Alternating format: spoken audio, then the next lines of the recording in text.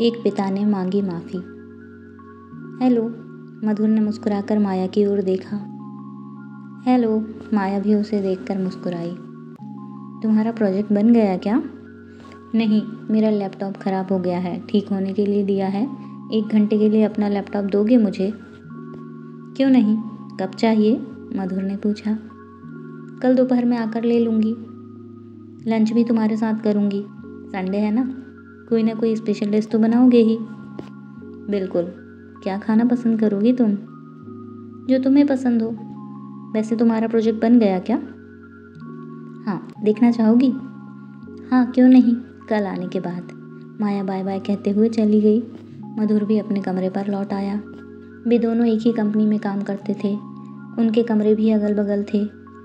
दोनों अभी कुंवारे थे। साथ साथ काम करने के चलते अक्सर उनमें बातचीत होती रहती थी। दोनों के विचार मिलते थे और दोस्ती के लिए इससे ज़्यादा चाहिए भी क्या।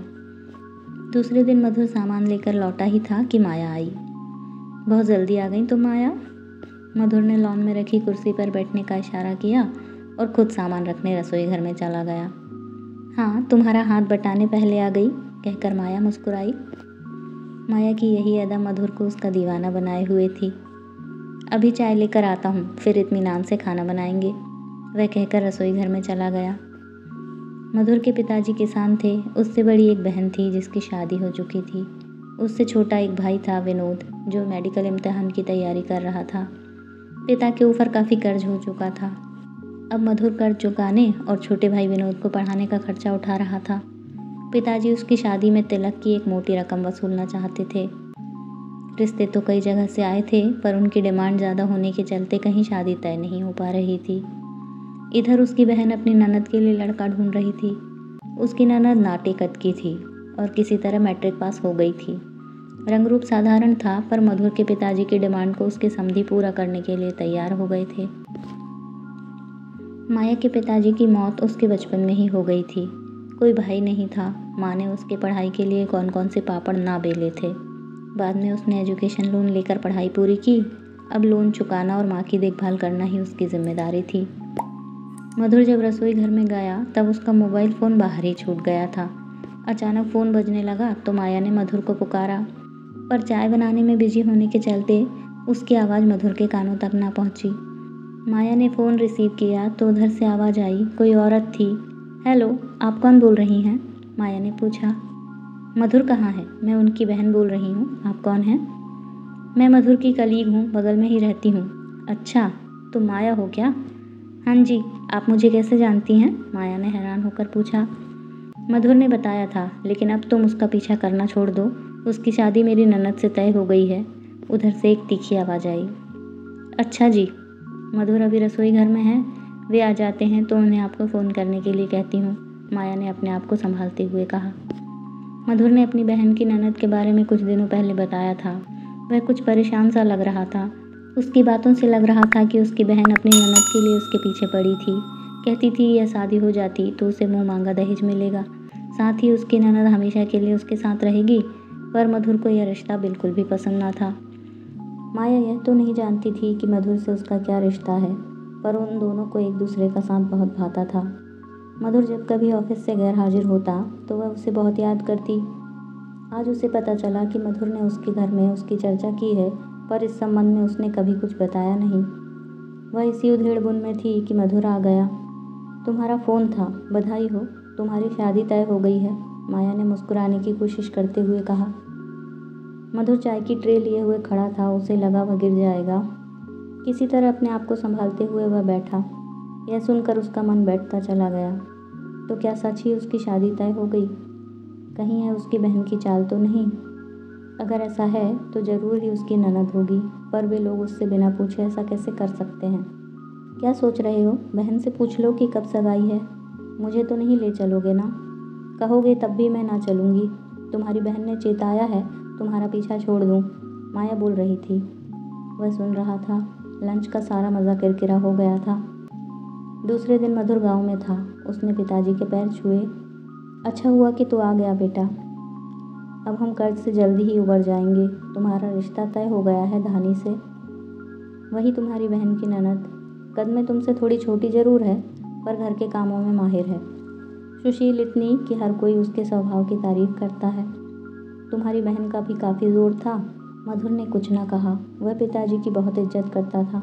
उनके हर आदेश का पालन करना अपना फर्ज समझता था। वह उनकी भावनाओं को चोट नहीं पहुंचाना चाहता था। उसे अपनी बहन से भी उतना ही लगाव था, पर उसे क्या मालूम था कि जिन माता पिता और बहन की वह इतनी इज्जत करता था, उनके लिए उसकी भावनाओं का कोई मोल नहीं था। उसने कई मौक़ों पर माया का जिक्र किया था, उसकी तारीफ की थी। एक समझदार माता पिता और बहन के लिए इतना इशारा कम ना था।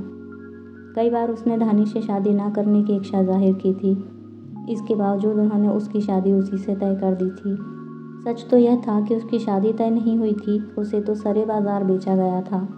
रात में पिताजी ने साथ खाने पर बुलाया। उन्होंने खबर भिजवाकर बेटी को भी बुलवा लिया था।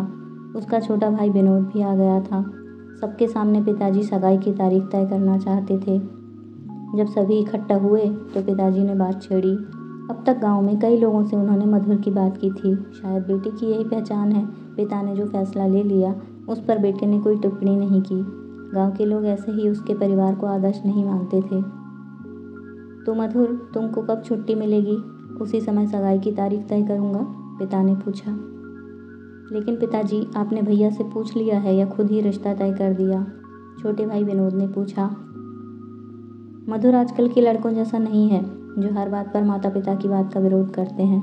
वह जानता है कि उसके पिता जो भी करेंगे उसके परिवार और उसके लिए फ़ायदे का ही होगा। पिताजी अचानक विनोद के बीच में पड़ने से खींच गए थे। इसका मतलब यह हुआ कि भैया को आप बलि का बकरा समझते हैं। भैया ने कई बार दानिश से शादी के प्रति अनिच्छा जाहिर की है। क्या दीदी ये नहीं जानती, या माँ को यह नहीं पता? माँ को तो आपने कभी मान दिया ही नहीं, जिंदगी भर उन्हें दबा कर रखा। आपने सब पर अनुशासन के नाम पर हिटलर शाही चलाई, लेकिन अब मैं ऐसा नहीं होने दूंगा। शादी ब्याह किसी सामान की खरीद फरोख्त नहीं है, जिसे जब चाहे जिसको बेच दो या खरीद लो। विनोद की बात सुनकर पिताजी हैरान रह गए। आज पहली बार उन्हें विनोद की नालायकी पर दुख हुआ।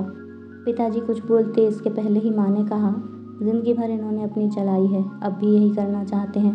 किसी ने मधुर से पूछा कि उसकी इच्छा क्या है। अगर भैया को कोई एतराज़ नहीं है तो मैं अपनी कही बात वापस ले लूँगा, विनोद ने कहा। दीदी, तुमसे तो मैंने अपनी इच्छा कई बार बताई, लेकिन तुम मेरी इच्छा का मान क्या रखोगी? उल्टे माया को तुमने धमकाया कि वह मेरा पीछा करना छोड़ दे। यह कहते हुए मधुर दुखी था, पर पिता ने पासा पलटते देख बात को बदला। उन्हें लगा कि इतना बड़ा दहेज उनके हाथों से निकला जा रहा है। पिता बोले, पर बेटा, तुमने तो बताया था कि माया हमारी बिरादरी की नहीं है, हमसे छोटी जाति की है। तो क्या हमारी बिरादरी में लड़कियों की कमी है, जो अपने से निचली बिरादरी में शादी करके पूरे समाज में अपनी नाक कटाएंगे? यह भी तो सोचो कि छोटी जाति की बहू हमारे जैसी संस्कारवान होगी क्या भला? फिर उससे पैदा हुई औलाद भी तो संस्कारहीन ही होगी। आप कैसी बातें करते हैं बाबूजी? आपसे किसने कहा कि छोटी जाति की लड़कियां संस्कारहीन होती हैं? आपने यह कभी सोचा है कि ऐसा कहकर आप उसकी जाति की बेइज्जती कर रहे हैं? यही सोच तो हमारे समाज में कोढ़ बनी हुई है।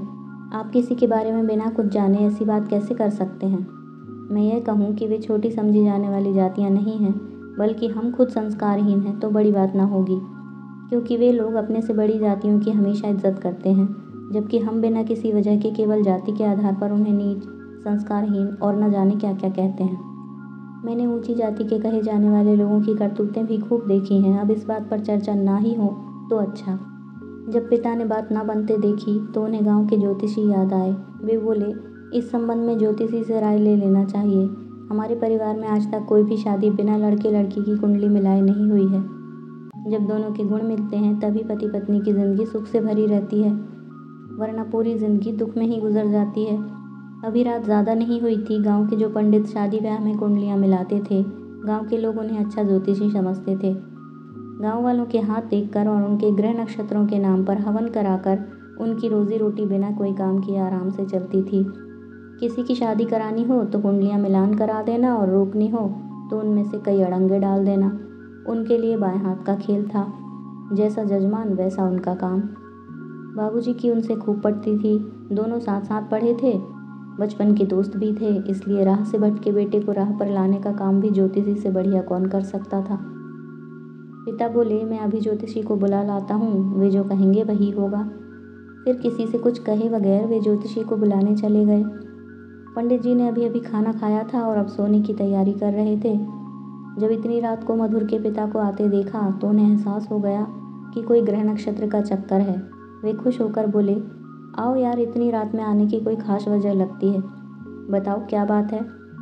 उन्होंने अपनी आप बीती सुनाई और किसी तरह बेटे को राह पर लाने को कहा। ज्योतिषी ने हंसते हुए कहा, बस इतनी सी बात है, चिंता ना करो, ऐसे बहके लड़कों को राह पर लाना तो मेरे लिए पल भर का काम है। अब बताओ, तुम्हारा काम हो जाएगा तो दक्षिणा में मुझे क्या मिलेगा? जो तुम मांगोगे वही दूंगा।